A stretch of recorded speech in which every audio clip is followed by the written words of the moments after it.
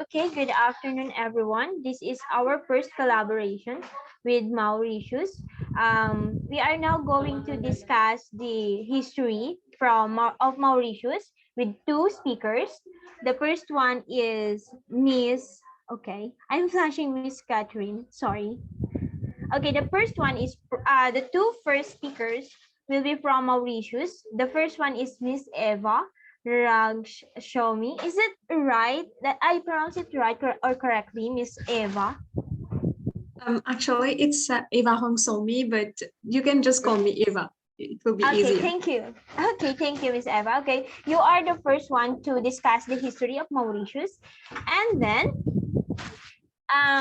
let me first introduce you. Eva is a 22 years old. She is a university graduate from Mauritius, and she also want to pursue her studies in history. Reading and discovering the world and people through books is her hobby. And one day, she wanted to study psychology and be able to connect with people on another level. So, Miss Eva, the floor is yours. So, hello everyone. Eva, as Jan just rightly mentioned, and I'll be presenting on the history of Mauritius. And me and Regina, we have decided to present half of our history this week, and we'll focus on the Dutch period and the French period. I'll be focusing on the Dutch period, and she'll take over later to talk about the French period. So I'll start sharing my screen and, well, teach you about a bit of our history. So is my screen sharing working for everyone? Yes, it's working now. Yeah, it's working. Okay, so, well, our history is quite recent, we could say, because we are a small island, and therefore our history dates back to around 500 years ago, at least the known history. And I'll be focusing on the first colonization of the island by a European power, which is the Dutch. And as you can see here, I've already listed the two settlements that I'll be going through, which is the first settlement dating from 1638 to 1658, and the second settlement dating from the 1664 to 1710. So before I start talking about why the Dutch colonized the island, I have to first talk about why they were interested in the island. And as you can see here, I've mentioned that Maurice van Nassau, the governor of Holland during 1567, was really interested in conquest. He was interested in developing the Dutch Empire, in building the Dutch over its own territories, and was most interested in conquering the Indies. And therefore, when he took over in 1567, he decided to send ships to the Indies to discover a new sea route to the Indies. And therefore, when they were traveling to the Indies, the Dutch found Mauritius, and they saw it as an opportunity because Mauritius is a strategic island on the path to the Indies from Holland. Therefore, they understood that as Mauritius was on this route, they had to take this opportunity. And as here you can see Maurice van Nassau's picture, his favorite word, we could say, is conquest.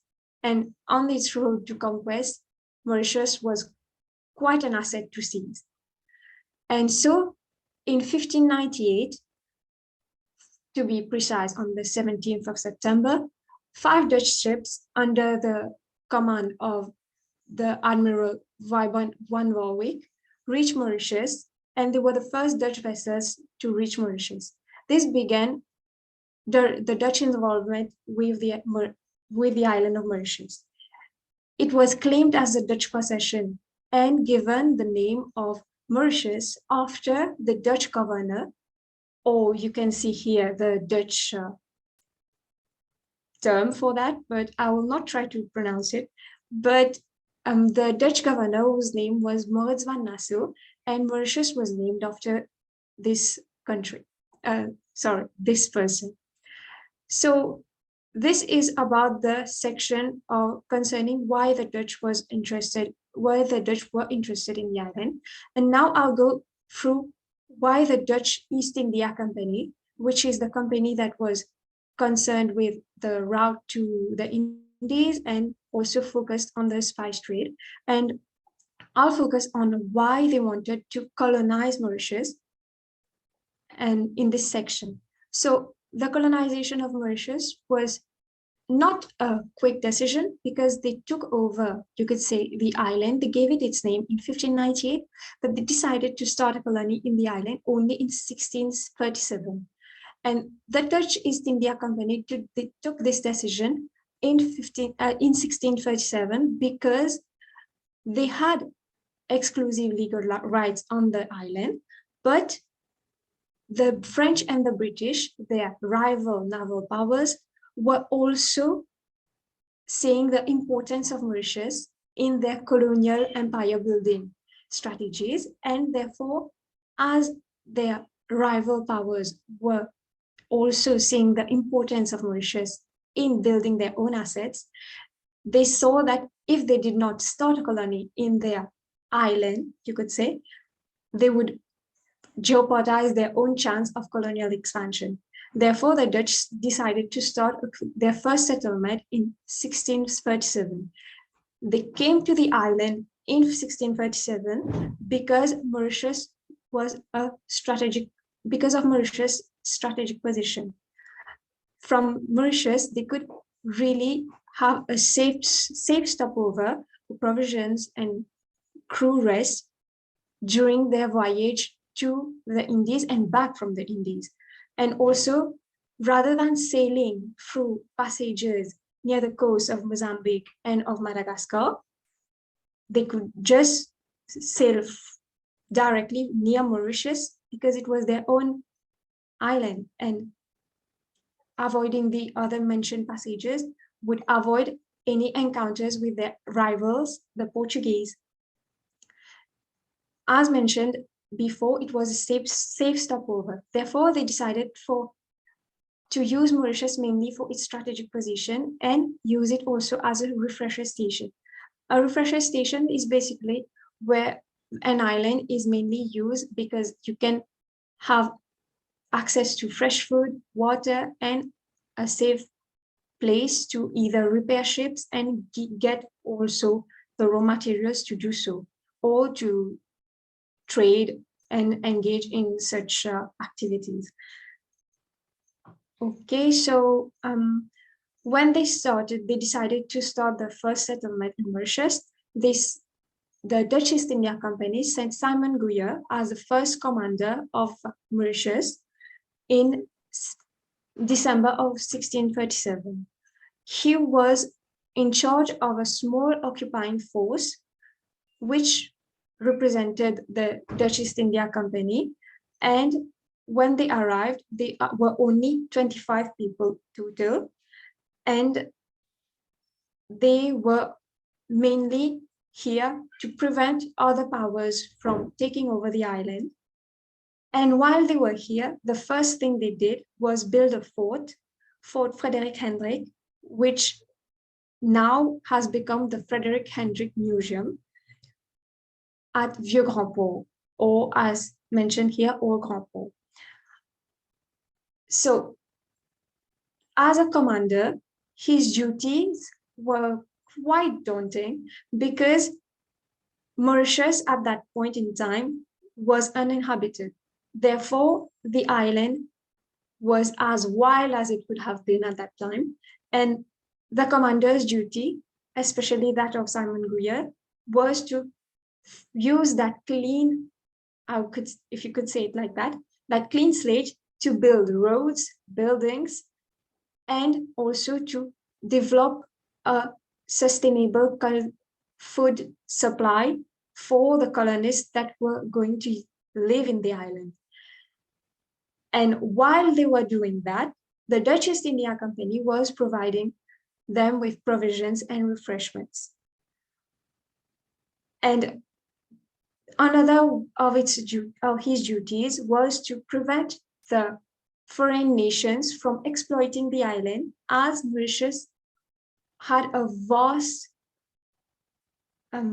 precious ebony tree supply, which the other naval powers were using because the island was uninhabited. They could get access to it at any moment. So they were using it as they wanted. So when they took over the island, the Dutch gained, you could say, supremacy over the control of this ebony tree, which really, really contributed to their wealth, which I'll later discuss. And after Simon Guyer left, different commanders followed, and their main role was to strengthen the colonization of Mauritius and to exploit its natural resources. Here is a list of the different commanders that followed one another during the first and second settlement. I've already talked about Guyer, and I'll be talking about Abraham Evans later on. Adrian van der Stel, he is connected to the introduction of sugarcane in Mauritius, which I'll briefly cover later. So now I'll cover on the different reasons which pushed the Dutch out of the island, because while the Dutch period is quite vast, as it ranges from 1638 to 1710, there are not many reasons to explain the whole colonization period in depth. So I'll be covering the reasons why they left the island. And the main reason why they left the island was because while the duties of the commander were to build a colonization in the island and to build a sustainable food supply, they were not able to do so. And during their first settlement, they had exploited the natural resource, which is ebony trees, nearly to its end. So they could no longer benefit from the island, and as the colonists could not sustain themselves, the Dutch East India Company was still providing them with their refreshment, their provisions and refreshments, and therefore the island was no longer an asset to the Dutch East India Company, but rather a burden. Therefore, they decided to leave the island. And during their first settlement, they also faced frequent calamities and pests, which did not favor them in any way. And the last commander of Mauritius left the island in 1658 after destroying all the plantations and buildings. The Fort Frederick Hendrick, which is now a museum, was destroyed, and its remains were used by the later colonists as a foundation for the new fort that were built upon it. During their colonization of Mauritius, the Dutch introduced the plantation of sugarcane, which was specifically introduced by Adrian van der Stel in 1639. They also introduced other crops like rice, tobacco, orange, and mango trees, and they also introduced animals such as deer and rabbits, sheep, chickens, and ducks, which were reared for their own consumption. So here you can see a picture of a deer, and during the first and second settlement, they also introduced slaves to help them in building a colony in the island. However, the slaves, who were mainly brought from Madagascar, were not really well treated, and the Dutch faced quite a lot of rebellion on the part of the slaves, and many of them escaped to the forest and were never captured, or they just left the Dutch colony all the same. So now I'll cover the second attempt at colonizing Mauritius, which ranged from 1664 to 1710. So when the Dutch left in 1658, they left because they faced different problems, but they still saw Mauritius as an island with a lot of potential, especially because of the growing other European powers, which meant that if they did not try again at settling in the island, they could lose monopoly over the region, which would not be in their favor, but be in the favor of their rivals. And this was not a great option for them. So they decided to attempt another settlement in the island. And at that point, the directors of the Dutch East India Company decided to send another group of settlers in the island who came in 1664. They were under the command of Jacobus van Nieuwland, and their mission was to try to make Mauritius a prosperous colony. But they again failed. And there are different reasons that explain this failure, because they did try 2 times. And many of these reasons will be because they did not have the right tools, you could say, in their hands.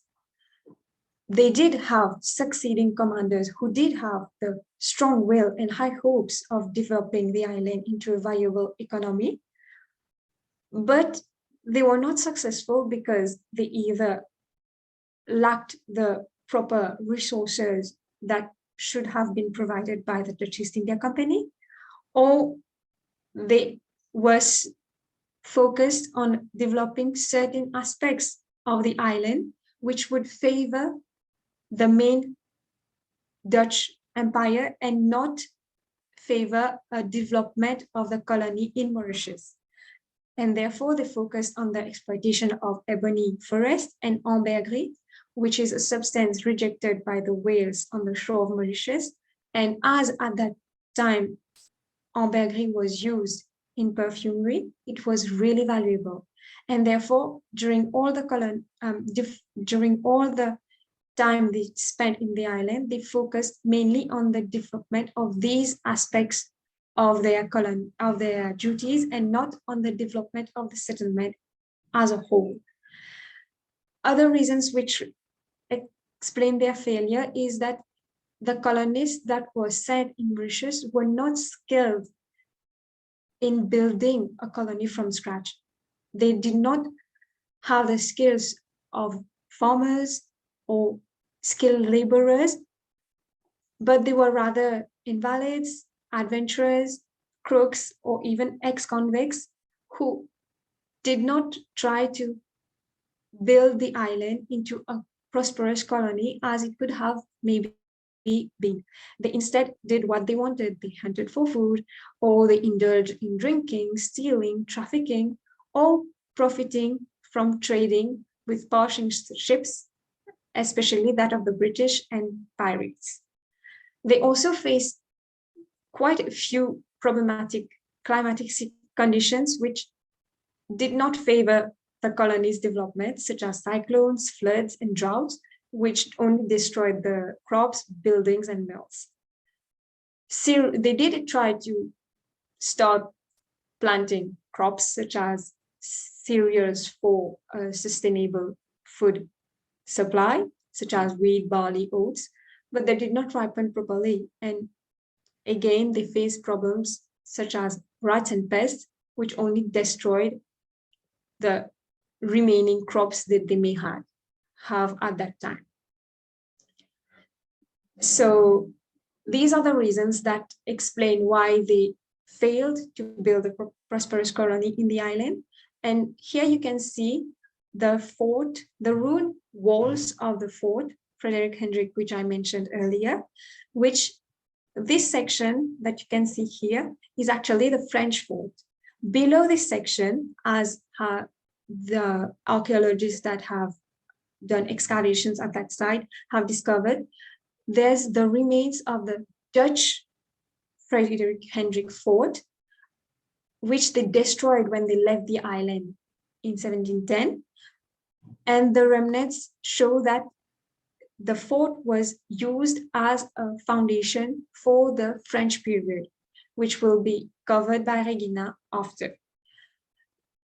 So this section covers the archaeological discoveries that were made during the Fort Frederick Hendrick archaeological project, and this is different conclusions. Sorry, let me just go back to that. So yes, these are the different conclusions that the archaeologists came to when they did their excavations at that fort.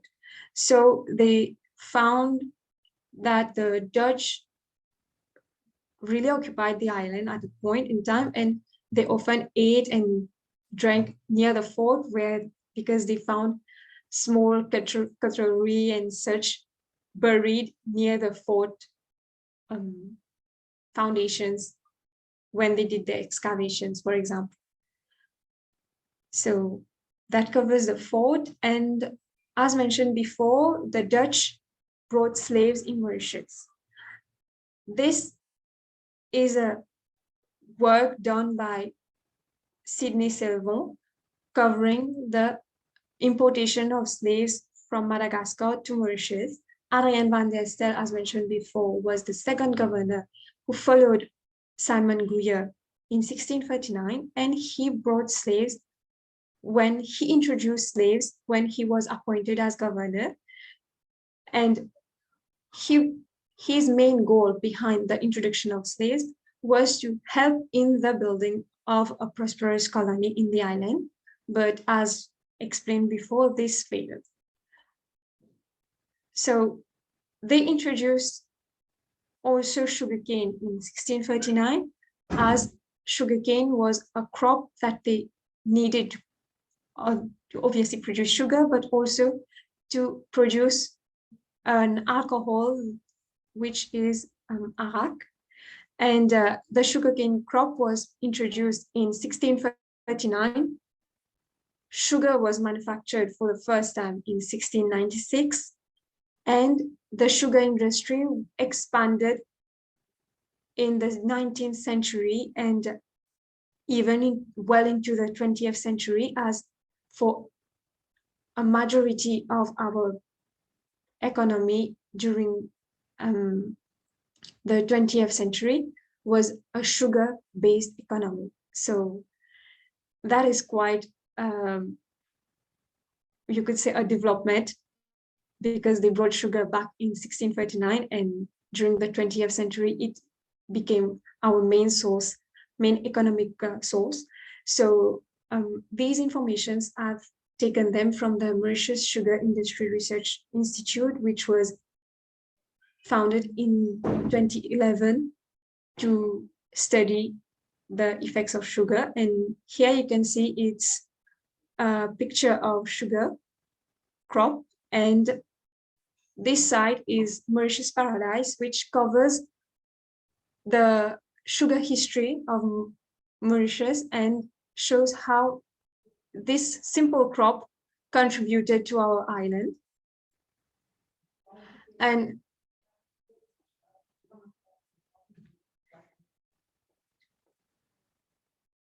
so now I'll talk about how ebony trade was successful. And this will be the last topic before Regina can talk about French. And Mauritius constitutes, along with Réunion Island and Rodrigues, the Mascarene Archipelago, which is located to the east of Madagascar. The island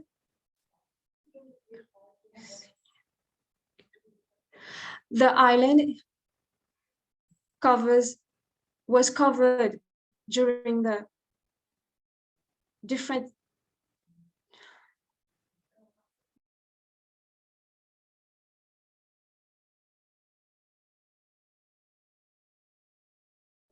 Please excuse me, I think I'm having a connection problem.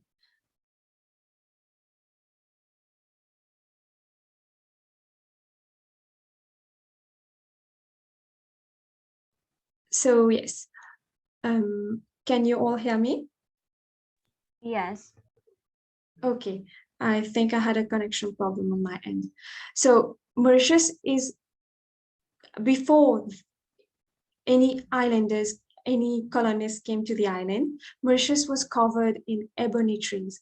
Ebony wood was really a valuable asset at that point in time because ebony wood is a really, really good material for furniture building. And when the Dutch came to the island, they saw ebony wood as a real economic opportunity. And during the first settlement they made in the island, they decided to focus on the ebony cutting. And during the 20 years that the first settlement was constituted of, they nearly depleted the whole ebony wood supply that we had in the island. However, they profited quite a bit from it because the furniture building business, you could say, really, really boosted the economy. And this, you could say, is an extract which explains that how much the ebony wood cutting was extensive and how it really contributed to the economy. So, for example, here, a ship from Batavia that came every year with a cargo of rice was to bring food supply to the Dutch in Mauritius. The ship left with logs of wood for Holland, and during the 20 years of their first stay in the island, this was a regular occurrence. So ebony wood was really, really a big business for them. And while it left the island nearly barren of ebony wood after the first 20 years of settlement, it did leave a clean slate, you could say, for a second settlement to be developed later, as at least what they hoped would be developed later in 1664 when they started the second settlement. So yes, that would be the end of my presentation, and I hope it was enriching and you learned a bit more about the first and second settlement of the Dutch in Mauritius. So thank you for your attention, and if you have any questions, if you could please ask them after Regina's section on French period. Thank you for your attention. Thank you, Miss Eva. That was indeed an informative one. I have question, but after Regina, I will ask it after Regina. Thank you. Okay. Okay. Before Regina start, I will just introduce her. Is my screen visible now? Yes, Teacher? it's visible, Sian. Okay. Okay. The second speaker from Mauritius that is going to share their history is Miss Regina Ladsawut. I hope I pronounced that correctly. She is a second year student of Bachelor of Education in Sociology, and of course, um, her hobby is to do yoga and playing video games. Her dream is to travel the whole wide world. Like Miss Eva, she also like to explore the world. So Miss Regina, the floor is yours.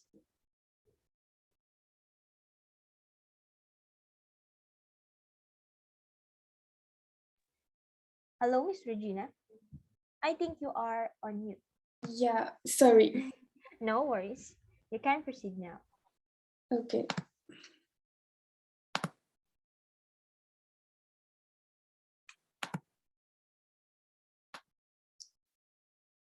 Okay, it's good. Yes, Miss Regina. Okay. So I will be taking from here. And the French period was really a turning point in the history of Mauritius. And at that time, the French did not want to remain far behind the Dutch in Southeast Asia. And their objectives were to have the monopoly of trade and also to maximize profits. So as they already had partial success in India and also in Bourbon Island, which they colonized since 1654, they could easily take over Mauritius and hence gain further advantage over European powers like British. The two reasons why they opted to colonize Mauritius were its importance as a naval station and also as Mauritius was a hiding place for the pirates. So why a naval station like the Dutch also? The French thought that Mauritius was very well located at sea. So it would be easier for them to attack their enemies like the British and other European powers as well. And also the second reason, that is the hiding place for pirates. The pirates saw Mauritius as a kind of utopia. That is, they could rob the valuable products from the French and then sell these valuable products. So the French were making lots of losses, and this led them to try to colonize Mauritius. So the two most important dates are 1715, where Guillaume Dufresne took possession of the island and named it Île-de-France. And secondly, in 1721, where the French started merely with a few huts and tried to make the island feel like inhabited to scare away the pirates. Now we'll move to the French East India Company. So we'll delve further into the early years of the rule of the French East India Company over Île-de-France. So the French East India Company was funding the governors to make further development in Île-de-France and also to strengthen the country. However, at that time, there reigned a culture of slackness and indifference. The governors were Nyon, Brousse, Dumas, and Maupin. But these governors, they were not really interested in Île-de-France as they did not withhold much power. So technically, they did not withhold much power because the seat of government was not held in Île-de-France, but it was instead held in Bourbon Island. So the island was remotely controlled. So they did not have the right to implement laws or draft new laws by themselves. So they did not have a good grasp on the French settlers themselves. So, but also in 1732, during the early years itself, Charpentier de Cossigny, a famous engineer who lived in France, was brought to Île-de-France to plan and also study ways to establish a permanent settlement here in Île-de-France. So Cossigny was in charge of drawing plans, and also he was drawing plans for the port northwest. That is, he had to set up many defense strategies like building forts, batteries, and all. But however, due to his temper and conflicting relationship with the governors, he had to be sent back. And during the early years, not much progress was made in Île-de-France. It was only with the arrival of Maille de la Bourdonnais in 1735 that the real development started. So, for instance, if you're visiting the capital of Mauritius, which is Port Louis today, you can see the statue of Maille de la Bourdonnais as in this picture, the first picture at the top. You can see its statue facing out to the sea. So this indubitably shows that if we have La Bourdonnais statue, he did do some great, major contributions in Île-de-France. So back to 1735, there were many problems which were present in Île-de-France because of the preceding governors. So these problems were like the shortage of labor, shortage of food, and also the threat of maroon slaves. There were also quite a lot of indiscipline in the army. So La Bourdonnais had to start from scratch. But as the latter was very far-sighted, and he was determined to bring Ile-de-France in the limelight, he was successful in making contributions in several areas like agriculture and commerce, development work, legal system, and the system of government. So his first area of focus was agriculture. As there was a shortage of labor back then, he had to bring slaves from Madagascar and Mozambique. He also had to bring slaves to fill in for the lazy and indifferent planters. First, the slaves grew crops like tobacco, manioc, potatoes, maize, coffee, indigo, sugarcane, and also other vegetable crops, and that too in abundance. Hence, La Bourdonnais was successful in tackling the problem of the acute shortage of food. Also, Maître de la Bourdonnais catered for these slaves as he ensured that the planters had to dedicate 500 square feet of land to supply for the food of the slaves. That is, for example, the staple food of slaves back then was manioc. And it was a win-win situation because the French planters had their crops in abundance, and also the slaves got their food, which made them fit for duty, maybe for the next day. So also, the next area that we will cover is commerce. So Maître de la Bourdonnais did not only focus in bringing development in only one location, but he tried to open shops in other parts of the island as well and encourage the French settlers to become more involved and indulged in the process of maybe buying and selling, that is business. So also with the surplus of crops produced locally, he ensured that Bourbon Island remained dependent on the local export from Mauritius, from Ile-de-France. That is, Ile-de-France would gain more attention, and hence the French East India Company would continue to fund the country, and this would help La Bourdonnais to further develop and strengthen the country. He also brought further development in the sugar industry. Within only 2 years of his arrival, he was successful in building the first sugar mill found at Vilbag.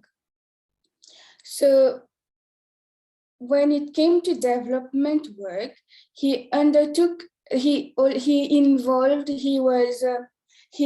a readaptation of Cossini's plans to conduct the work. He brought qualified architects from Madras and dock workers and sailors from Pondichéry. So the port became a naval base and also a commercial center. So further developments involved building of an aqueduct which brought fresh water to the capital. He also built a hospital which could accommodate approximately 500 patients back then. The next point is the legal system. So to him, having a well-established legal system would mean coercion, that is good social order, legal order, and then this would bring more discipline both in the army and among the French settlers. So there would be more cohesion, that is, there would be more solidarity amongst the French settlers, the slaves and all, and La Bourdonnais would get more time to focus on the development. Lastly, the system of government. So to withhold more power, unlike the preceding governors, he dissolved the seat of government at Bourbon Island, which was known as the Provincial Council, and set up in Ile-de-France a superior council. So with more power, he he would have more rights to make decisions and to implement new laws. So, as mentioned earlier, Labourdonnais was the one who brought slaves, mainly from Madagascar, but also Mozambique and Senegal. An interesting fact that I would like to bring here is how some places in Mauritius brings us right back to the past during the slavery period. For example, we have Camp Yolof, which is situated in Port Louis. This name Yolof is actually, it bears the name of a tribe in Senegal. So it is somewhere an evidence that Labourdonnais actually brought slaves from Senegal. And this drives us to the next point, which is the aspect of the Code Noir. The Code Noir was introduced back in 1685, but it was amended in 1723 to be conceived for Bourbon and Ile-de-France. Like we have the constitution now in Mauritius, that is a legal framework. Nowadays also, back then also the Code Noir was kind of a legal framework, that is a set of laws established for the slaves. But the debate here is, was this Code Noir really for the protection of slaves or against their protection? So I found two articles, Article 31 and Article 26, where in Article 31, there is this aspect of corporal punishment, that is, they were either stamped with fleur-de-lis or whips, or they had their ears cut if they had fled for like 2 times, and for the 3rd time they were punished to death. In Article 26, it showed that if they hit their master or any members of the master's family, they were ultimately punished to death. Also, they did not have the right to practice their own religion. They had to convert to Roman Catholicism, and they were not allowed to make public gatherings and all, because the French planters were scared that they would overthrow the system, maybe. However, there are few exceptions to the rule, as there were Charles Telfair, who actually looked after the well-being of the slaves. He ensured that the slaves had good shelter, clothing, and food. And also, some articles, for instance, showed that masters had to provide their slaves 10 years and older food and adequate clothing. And also, the slaves who were sick or aged, they had to be treated at full expense of the masters, who had to provide for their healthcare and basic needs. So, here, beneath the beauty of our island and the engineering of our island, there sure lies the struggles of our slaves. Next, I will talk about the Crown Rule, that is the second rule, as around 1767, French East India Company could no longer provide for financial support to Ile-de-France for wars and all. But the king wanted to retain Ile-de-France due to its strategic location again. So the crown tried to set up its own system. That is, it now had a governor and the intendant. But here we will focus more on the intendant, as Pierre Poivre brought more contributions. What Pierre Poivre did, he brought plants like ayapana, pepper, medicinal plants, and all of these were brought on a trial basis. He wanted to first test whether it was suited to our climatic conditions. Then he created the garden, which is now located at Pamplemousse, the Mont Plaisir Garden. He also catered for the problem of shortage of food. That is, he brought more livestock and he tried to tackle with the present issues back then. And also, unlike La Bourdonnais, Pierre Poivre tried to indulge in a more in a freedom of trade.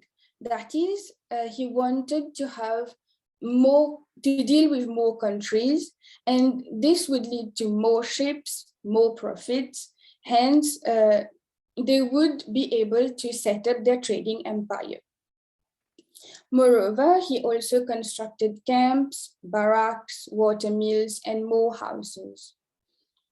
He also imposed fines on those who violated the law, and most importantly, he tried to use this money to build a courthouse and also to build college for boys and girls both. So I believe that back then, this concept of inclusive education stemmed from there, and then we will see its continuation in the British period. And also at the end, the crown's goal at having a higher population was finally achieved, as the population actually rose to 43,000 by 1788. We move on to the next part, which is the last rule, that is the Napoleonic rule, where Governor Descamps, was the last governor appointed. He was more likely involved in trying to get favors from the elite person. That is, he tried to allow slavery or privateering, but also he did some major contributions, like he founded many primary schools, also the Lycée Colonial, now known as the Royal College. He also he was involved in the extension of the government house in Port Louis. He also lobbied people to become more intellectual and to become more prone towards agricultural development. Another important fact is that the Napoleonic laws that he codified back then, are somehow still enforced today when we look at our legal framework, that is at our Mauritian law, which is hybrid. So we still see some of the Napoleonic rules. And another point is that Port Louis was back then known as Port Napoleonic, and Mayberg was known as Port Imperial. However, he became more and more isolated from France, so he could not really obtain the help that he desired. So Ile-de-France became more and more exposed to serious attacks. And in 1810, this led to his very defeat to the British. Before ending, I would like to go through a brief walkthrough of our tangible heritage left by the French. This, for example, is a moulin à vent, that is a windmill, which is located near the sea in Port Louis, and it was built by the governor Maupin. It has been renovated, and it is dedicated for the dock workers under the rule of Governor Maupin. Next, we have the L'Hôtel du Gouvernement, which was built by Maille de la Bourdonnais in 1738, located in Port Louis. But while it started around 1738, it ended during the rule of Governor Descamps in 1810. Next, as we talked before, the Mont Plaisir Garden built by Pierre Poivre, which is located at Pamplemousse. And here it is the Église Saint-François d'Assise, which is one of the oldest church in Mauritius, and it was built by Governor Magon. And lastly, we have the first sugar mill built within the first 2 years of La Bourdonnais' arrival, found at Villebad in Pamplemousse. Thank you. Okay. That's very informative. Thank you, Regina and Eva. Thank But you. before I introduce the next speaker from Philippines, I I will have just this one question rather. Expedition is really the hobby of known persons way back then. And you also mentioned about the buy and selling. Buy and sell or buying and selling become one of the main job here in Philippines way back in Third Republic. And also, I was just curious. Your country was conquered or colonized by the French and Dutch. And do some people on Mauritius speak French or Germanic languages? Because here in my country, Spaniards colonized our country for almost 333 years, and some of the places here still uh, have or speaking Spanish or Spanish-based language or Chabacano. So my question is, do some people on Mauritius speak German or French languages? Yes, there are many people here we speak basically French, Creole, English, and all, and uh, many Mauritians do speak French. We speak like a mixture of languages. Yeah, and that is one of the effect of colonization way back then. So let's go to our next presenter, which is from my country, Philippines, to enlighten us more about the history of Philippines. Yes, Eva. Yes, Regina. Yes, before that, teacher Brenda, I think, would like to add something. Okay, sure. Teacher Brinda.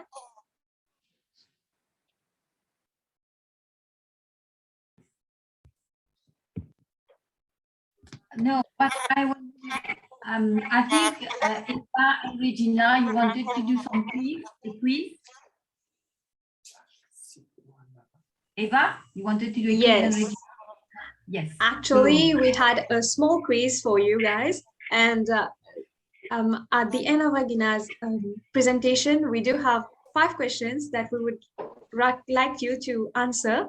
It concerns both of our presentations. So we would like our ambassador for Mauritius to present the question, to ask you guys the questions. So if you could please do that, Teacher Brenda.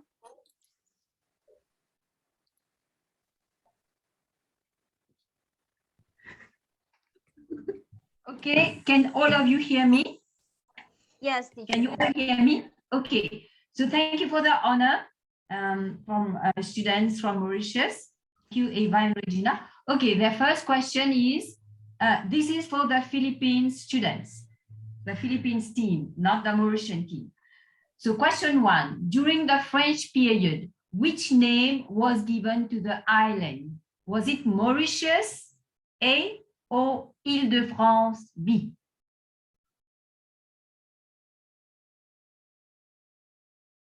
Okay, Catherine, you want to answer? I think it's Ile-de-France, B. So Regina and Eva, is that the correct answer? Yes, that is the correct answer. Okay. Question 2. Where were the slaves mainly brought from? A, India, B, Madagascar.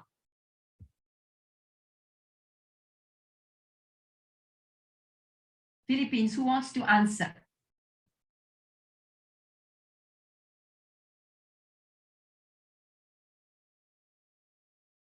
Okay, Teacher Brian.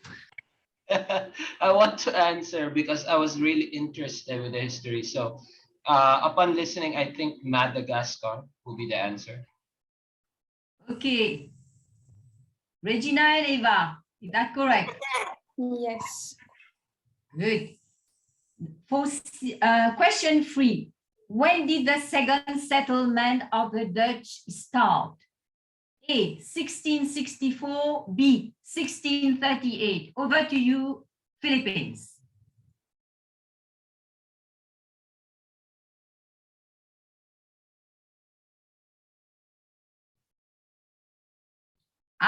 Sian says A.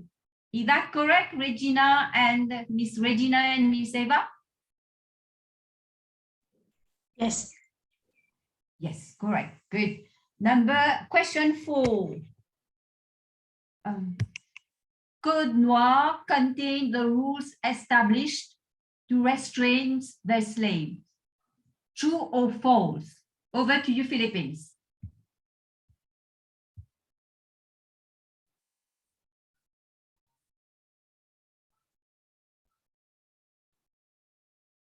Sian says true. Miss Regina and Miss Eva. Good? Yes. Yes.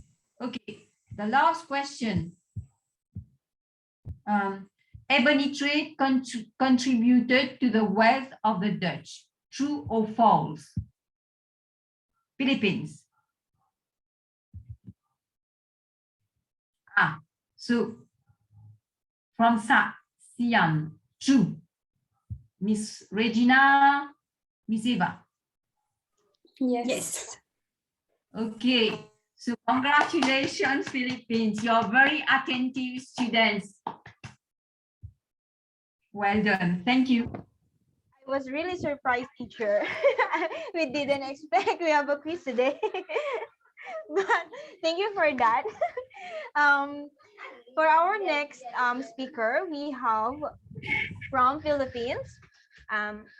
Is my screen visible now? Yes, Ian, it is. Okay. Our next speaker is Miss Catherine Grace Pera. She is a first year college of Bachelor of Education Social Studies from Philippines. Her hobby is to watch movies based on real life stories, and also her dream is to become a very successful educator, because his family all of his family are in a field of education, so she wanted to be like them. So the floor is yours, Miss Catherine Pera. Yes, thank you, Miss Ian. Let me just share my screen.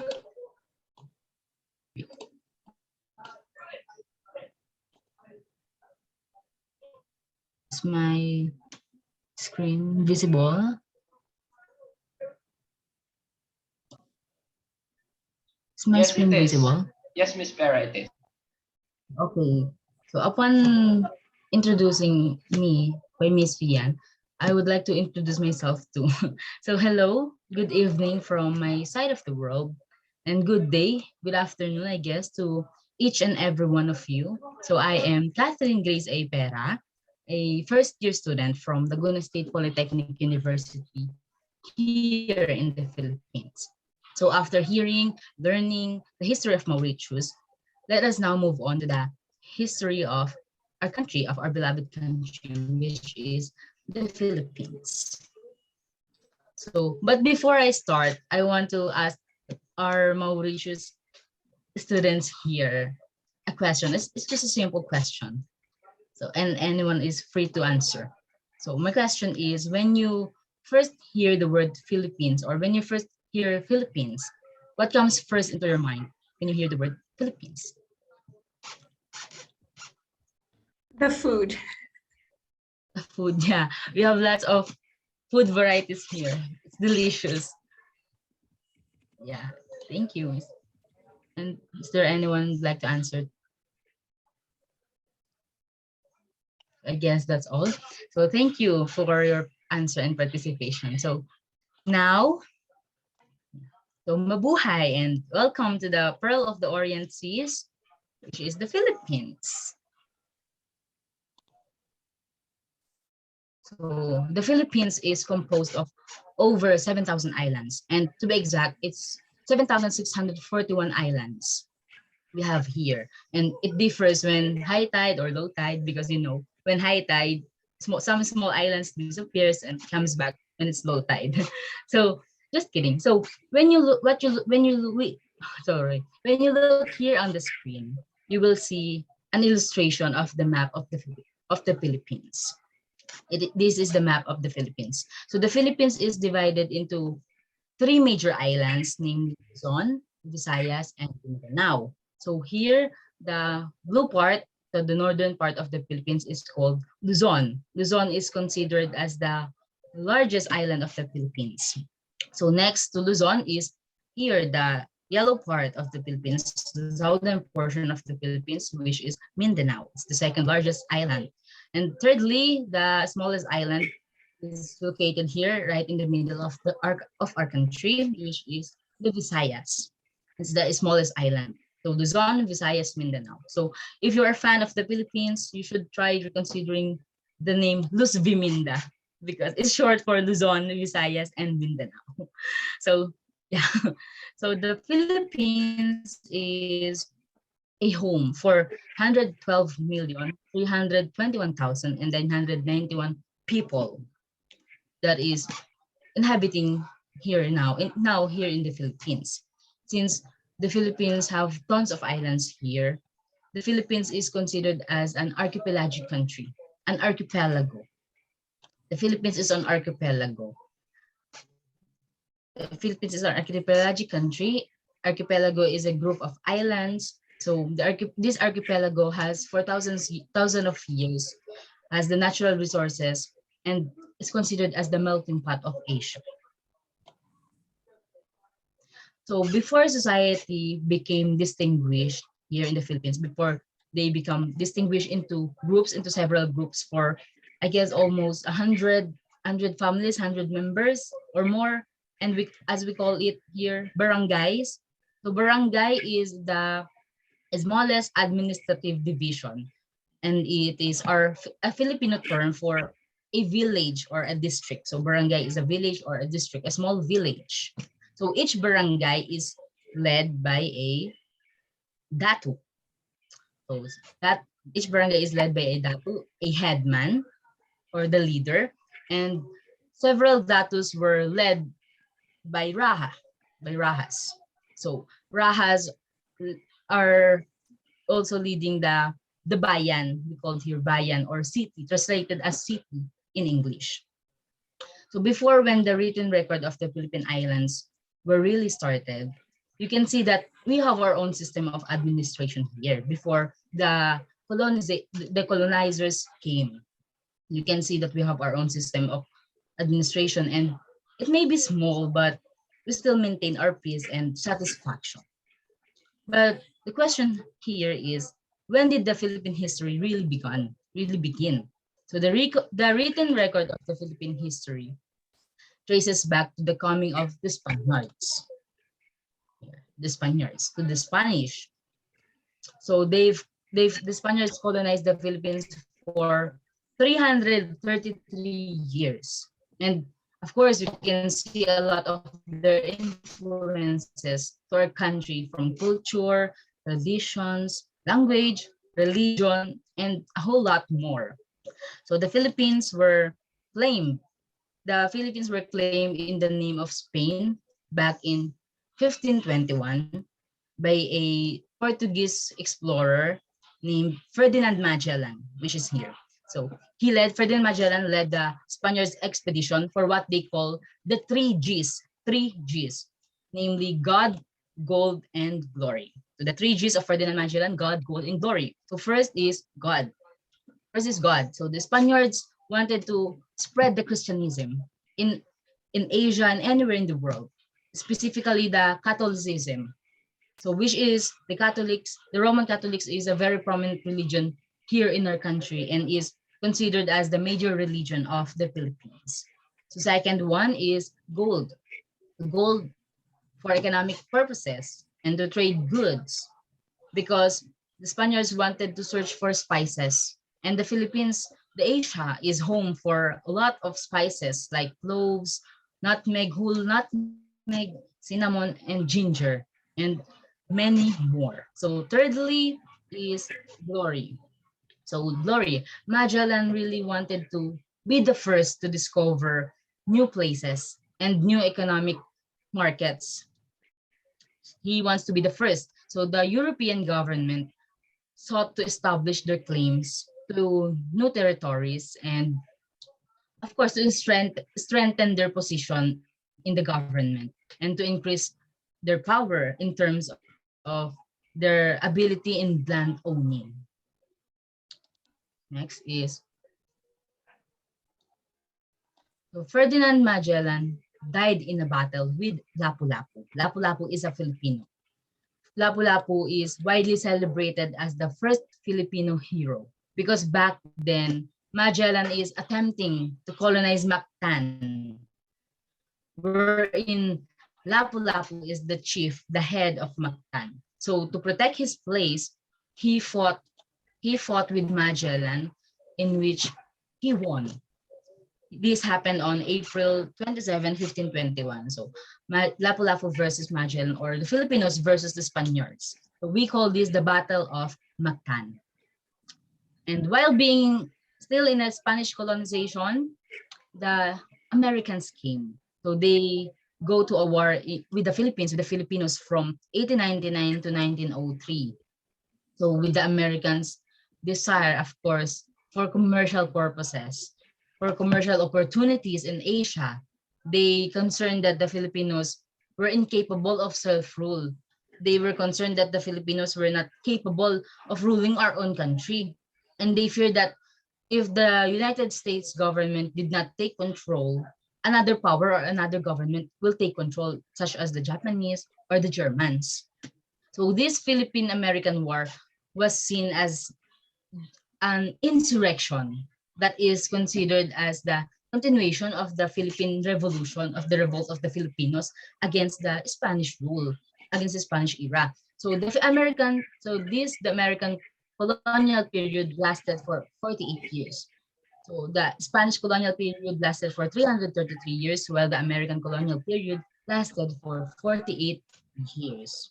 And of course, after tons of promises made by the Americans to the Philippines, which some never became true, during the World War II, the Philippines was occupied by the Japanese troops, by the Japanese forces.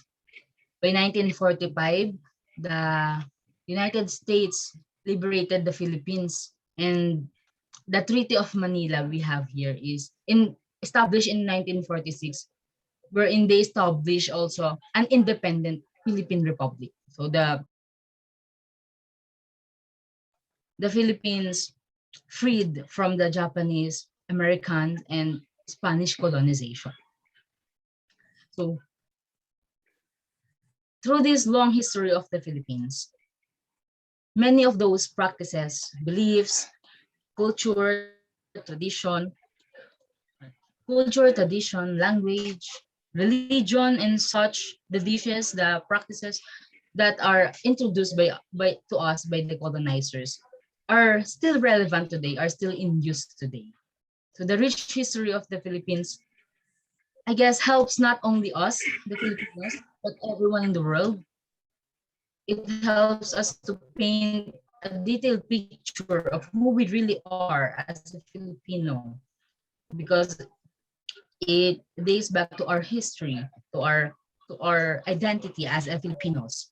And it paints us also a detailed picture of where we stand today, because it's all connected. Everywhere in the world, everyone in the world is all connected. We're all connected.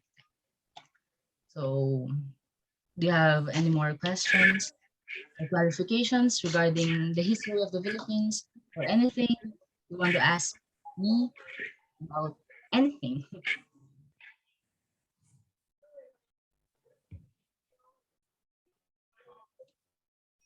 So I guess there's none, and I assume there's none. So yeah, this is the end of my topic. Maraming salamat sa pakikinig. Thank you so much for listening. Thank you so much, Miss Pera. And if some of you have questions, you may ask Miss Pera or me or any of us from Philippines. Miss Teacher Brinda. Yes. Um, this is the last part of our talk tonight or today. So the next topic or the next date will be on March 19th. It's No. education. It's not March 12th. Teacher, I update on the WhatsApp. There are changes on Ah, our schedule, and they okay. agree also. Okay, sorry, I didn't know about that. So it's on the Okay, teacher. 19th. Okay, sorry. Okay. Okay. Teacher Brian, you are raising your hands po. Oh yeah. Thank you for acknowledging Sian. And before the session ends, I would just like to give a few feedback comments because it was really informative. Okay, mostly when the Mauritius participants, the student and the leaders from Mauritius, gave information about their history because we have realization that the history of their wonderful country is somehow same to what we have faced, okay, when there were colonizers, okay, as I have understood, there was the Netherlands, the French, okay, and the British country who colonized. So personally, I saw the relation, and that's one of the target of our session to see the commonality of the two country. And definitely, Eva, Regina, and Catherine showed it to us. And this first part of our collaboration was really meaningful. I was really impressed with the infos that the Mauritian team gave. And with the presentation of Miss Farah, as always, it is really colorful, simple, yet the idea is there. And yeah, I think this is just the start. Okay, we still got, you know, if I'm not mistaken, two more, right, Sian? Two more sessions wherein Mauritius would still share more of their heritage, and definitely Philippines will be sharing it. So I just can't stop myself to share or to give my wonderful feedback to this first session. So I think that's it, Sian. Thank you. Thank you so much, Teacher Brian and Teacher Brinda. This is a very informative one. It's a great start of our collaboration. And the second one will be the education, and the last one is the lifestyle of Mauritius and Philippines. So thank you everyone for today's session. Thank you, Miss Regina, Miss Eva, and also Miss Farah. We learned a lot from Mauritius, and also enlighten us the Luz Beminda of the Philippines. That is all, teacher. Yeah, Teacher Brenda, would you like to announce anything before we end the session, or any announcement or any updates perhaps? Okay, I just because I think Eva, Miss Eva and Miss Regina, because in Mauritius they spoke about the history part. They spoke only about the Dutch and the French, but now they also have there is the English, but then that's okay. I thought they would talk because history. I thought it would be two parts. It would be on the 12th, but now this is cancelled. Then that's fine. It's okay. Okay. I think still there's the British or the English colonization. Perhaps next week, or sorry, not next week, on the 19th, okay, we could still continue that part. And who will be the speaker, if I'm not mistaken, Teacher Brenda? I don't. Is it Humera? No, not Humera. I think it's Miss Humera. No, next week on the 19th. Would, On education would be. so we will proceed with education. Will it be okay, or does Yes. someone present or No, have a no, presentation? No. I say it's up to Eva, Miss Eva, and Miss Regina, not me. They because they have to decide what they. Okay, They thank you, are going Teacher to. Brenda. Thank you. Miss Ava, Miss Regina, I think you still got one more part for the British. Am I right? Yes. Okay, so what we're gonna do for on the 19th, we'll just before education will be discussed by Ms. Sumaira, you could still share for the British so that it would be fully discussed, so that when we share our collaboration activity, the history of Mauritius will be completely discussed. Will that be okay with you, Miss Eva and Miss Regina? Yes, okay. All right, perfect. So before Miss Humaira start on the 19th, we will continue the last part for the history of Mauritius. Thank you, Teacher Brian.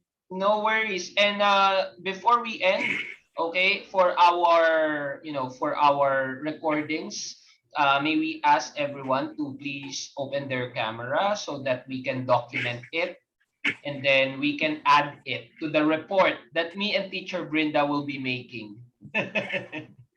Okay, so may we request everyone, if it's possible?